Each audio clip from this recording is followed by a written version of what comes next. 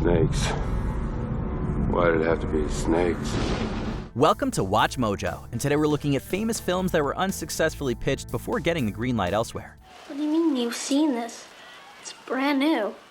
Yeah, well, I saw it on a rerun. Number 10, Teenage Mutant Ninja Turtles. I mean, come on. How do you guys expect to beat me? Good answer. Good answer. 1990 was the ideal time for a live-action Ninja Turtles movie. The cartoon had been going strong for 3 years, Tim Burton's Batman came out a year earlier, and toys were selling like turtle pies. We've been waiting for you, Miss O'Neill. What? Am I behind on my Sony payments again? Yet virtually every major studio from Disney to Warner Brothers to Universal rejected the film, which was independently financed for $13.5 million. It wasn't until halfway into production that a small distributor called New Line Cinema saw its potential, becoming the most profitable indie film for nearly a decade. Ninja Turtles helped put New Line on the map as a Hollywood powerhouse. A Jose Canseco bat? Tell me, you didn't pay money for this. Ooh. It also demonstrated TMNT's staying power, with the franchise eventually being picked up by Viacom. Ironically, Viacom now owns Paramount, another studio that rejected the 1990 film. Number 9, Get Out. What I want is deeper. I want your eye, man. Get Out proved to be an eye-opening cinematic experience with its mix of horror, satire, and real-world commentary. Before QC Entertainment introduced the project to Blumhouse and Universal, writer-director Jordan Peele faced a fair deal of rejection from studios that just didn't get Out. Hearing the word no is part of the business, but some of the feedback ranged from brutally honest to straight up rude, as Peele put it. Get out. Sorry, man. Okay. Get out! Yo! Yo, chill, man. Get out! Chill, man! Chill! He didn't reveal who, but Peele received a letter from somebody who called the idea stupid. Considering that the film made back its budget more than 1,000 times over and won the Best Original Screenplay Oscar, it's safe to say that somebody was acting stupid, and it wasn't Peele. Attaboy. Better get used to saying that. Please, I'm so sorry. Oh, yeah, I'm sorry. She's right. I'm wrong. See? Number 8, The Usual Suspects. This most unusual thriller owes much of its success to Christopher McQuarrie's screenplay, which had twists on top of twists with the biggest bombshells saved for last. How do you shoot the devil in the back?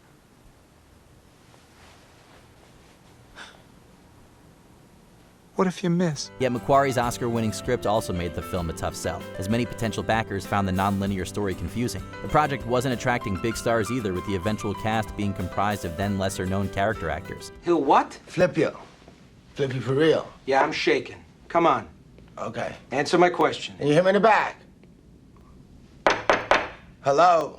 According to director Bryan Singer, he sent the script to over 50 studios and potential funders, all of whom rejected it. McQuarrie claims every studio, major and minor, rejected it. Looking beyond Hollywood, the project found financing from Europe. Although that deal didn't pan out, it kept The Usual Suspects alive long enough for Polygram Filmed Entertainment to step in. The greatest trick the devil ever pulled was convincing the world he didn't exist. And like that, he's gone. Number 7, American Graffiti.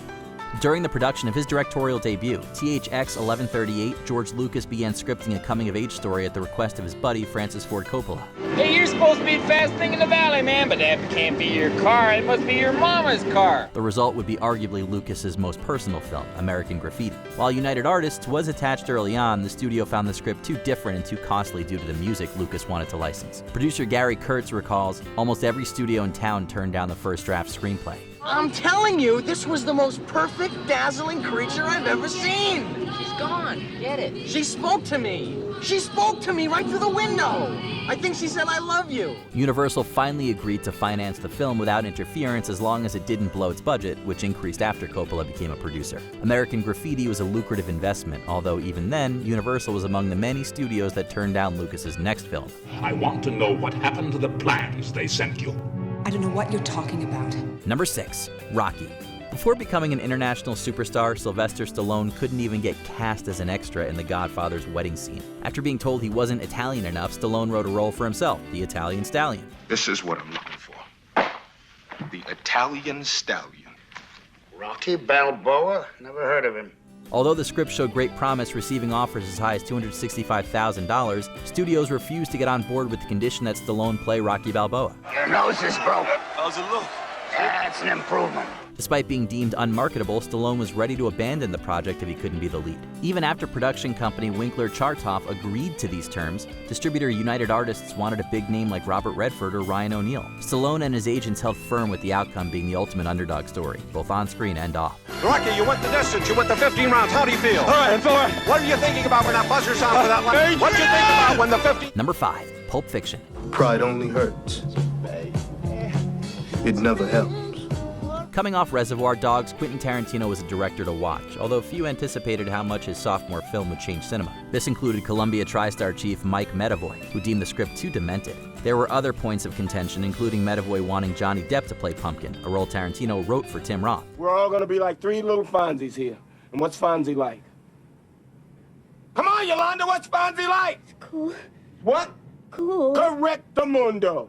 Pulp Fiction migrated to Miramax, which Disney had recently acquired. While Miramax distributed Reservoir Dogs, they gave Pulp Fiction the full financial treatment. I hit the spot. This solidified Tarantino's long-standing professional relationship with Harvey Weinstein until the notorious producer's years of abuse came to light. This prompted Tarantino to bring Once Upon a Time in Hollywood to Sony, which just so happens to be TriStar's parent company. Number 4. Back to the Future. Back to the Future is one of the most cherished films ever, making it all the more jarring that the project was met with roughly 40 rejections. Hello? Hello? Anybody home? Hey, think McFly, think. I gotta have time. Time travel movies weren't igniting the box office, and Robert Zemeckis had yet to produce a financial success. The main sticking point seemed to be that the studios wanted a raunchy comedy in the spirit of Animal House. Disney had the opposite concern, fearing Marty's cringy dynamic with his mother wouldn't mesh with their family-friendly brand. Whoa, wait a minute. Doc, are you trying to tell me that my mother has got the hots for me? Precisely. Whoa, this is heavy. Following Romancing the Stone, Zemeckis gained the goodwill to make Back to the Future. Rather than crawl back to the studios that turned him down, Zemeckis teamed with Steven Spielberg, who always had faith in the project and an in at Universal. I guess you guys aren't ready for that yet. But your kids are gonna love it. Number 3. Raiders of the Lost Ark.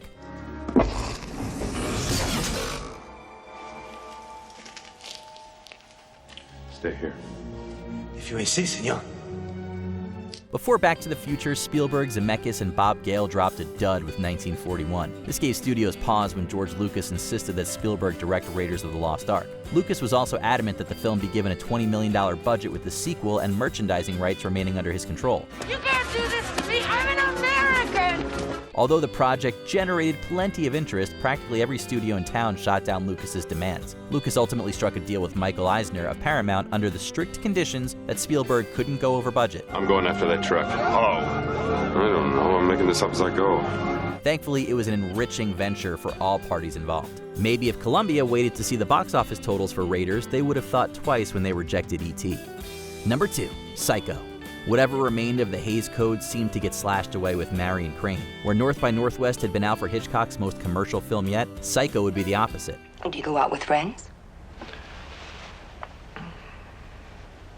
Well, a boy's best friend is his mother. Paramount previously rejected the idea of adapting Robert Bloch's chilling novel. Despite having a contract with Hitchcock, the studio wasn't eager to finance such a graphic film. Hitchcock laid out ways to cut costs, including shooting in black and white with his TV show's crew, but it was still a no. He was flirting with you.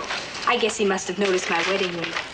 Paramount didn't give the go-ahead until Hitchcock proposed funding the film himself while retaining 60% of the negative ownership. Although Paramount distributed Psycho, much of the shooting took place at Universal, which later acquired the rights to Hitchcock's most iconic film. We all go a little mad sometimes. Haven't you? Before we continue, be sure to subscribe to our channel and ring the bell to get notified about our latest videos. You have the option to be notified for occasional videos or all of them. If you're on your phone, make sure you go into your settings and switch on notifications. Number 1. The Lord of the Rings trilogy. For decades, J.R.R. Tolkien's fantasy novels were deemed unfilmable. Of course, animated adaptations showed it could be done, especially with advancing technology. The ring was made in the fires of Mount Doom. Only there can it be unmade. Even so, Peter Jackson struggled to find a studio that would commit to a trilogy. When Jackson was at Miramax, Harvey Weinstein was open to producing a 2-part Lord of the Rings adaptation at most. This was reduced to a single 2-hour movie when Miramax couldn't get the necessary funds from Disney. You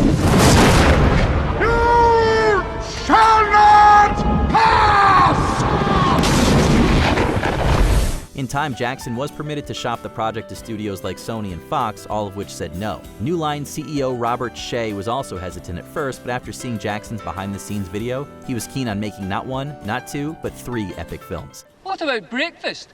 You've already had it. We've had one, yes. What about second breakfast? Can you think of any classic movies that surprisingly weren't super easy to pitch? Leave a comment. It's barely an inconvenience. I said I liked it better the first time it was called The Smarts. It was Lord of the Rings. We passed on Lord of the Rings. Did you enjoy this video? Check out these other clips from WatchMojo, and be sure to subscribe and ring the bell to be notified about our latest videos.